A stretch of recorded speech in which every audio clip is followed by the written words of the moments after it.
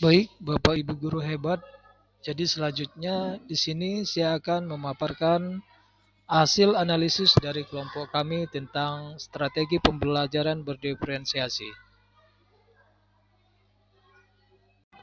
Setelah kebutuhan belajar murid teridentifikasi, Pak Dermawan mengembangkan strategi pembelajaran yang berbeda untuk memenuhi kebutuhan belajar muridnya.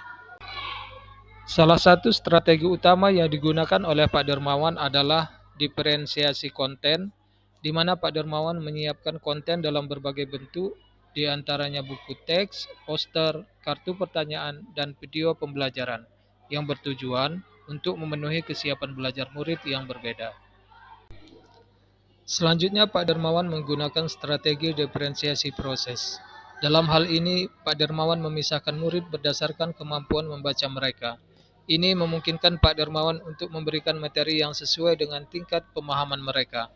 Misalnya, murid yang memiliki kemampuan membaca tinggi akan diberikan materi yang lebih menantang, sementara yang memerlukan dukungan lebih akan menerima panduan tambahan.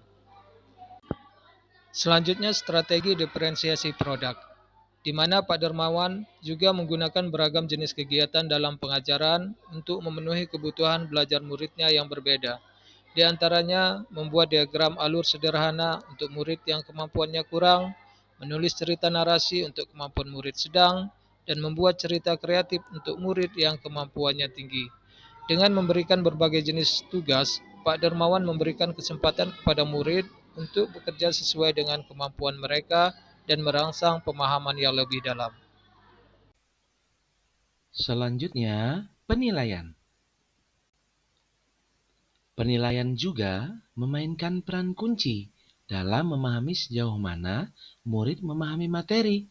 Pak Dermawan menerapkan penilaian berjenjang yang merupakan penilaian yang disesuaikan dengan tingkat kemampuan murid.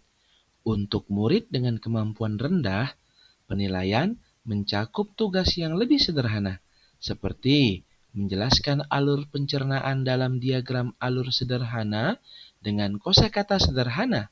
Ini memberikan kesempatan kepada mereka untuk memahami dasar-dasar materi. Murid dengan kemampuan sedang diberi tugas yang lebih menantang, seperti membuat cerita narasi tentang alur pencernaan dengan kosakata yang lebih bervariasi. Hal ini memungkinkan mereka untuk mengembangkan pemahaman yang lebih mendalam tentang materi. Sementara itu, untuk murid dengan kemampuan tinggi, tugasnya adalah membuat cerita kreatif dari perspektif makanan yang menarasikan alur pencernaan. Ini merupakan tugas yang lebih kompleks yang menguji pemahaman mereka secara mendalam dari kreativitas mereka dalam menyampaikan materi. Kesimpulan, Pak Dermawan sebagai seorang guru sekolah dasar yang berkomitmen untuk memenuhi kebutuhan belajar muridnya, menerapkan berbagai strategi dan penilaian untuk memastikan bahwa setiap anak dapat mengembangkan pemahaman mereka sesuai dengan tingkat kemampuan mereka dengan mendiferensiasi pengajaran, menyusun kelompok berdasarkan kemampuan, dan menggunakan penilaian berjenjang. Guru ini memastikan bahwa setiap murid dapat mencapai potensi mereka dalam pembelajaran.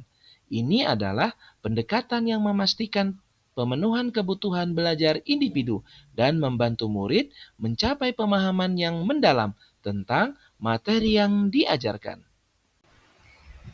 Dan sekian pemaparan dari jawaban kelompok kami. Terima kasih atas perhatiannya. Mohon maaf atas kekurangannya. Kami akhiri. Wassalamualaikum warahmatullahi wabarakatuh.